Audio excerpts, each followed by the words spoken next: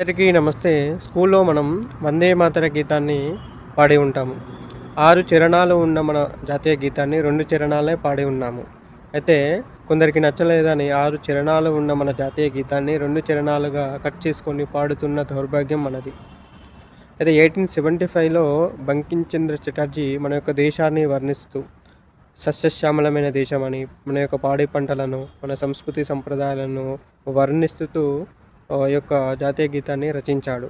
అదేవిధంగా స్వాతంత్ర సమర పోరాటంలో ఈ జాతీయ గీతం కోట్లాది మంది భారతీయుల్ని ప్రేరణగా నిలిచింది. అందుకే 1950లో ఈ యొక్క గీతాన్ని, వందే మాతర గీతాన్ని జాతీయ గీతంగా ప్రకటిస్తారు.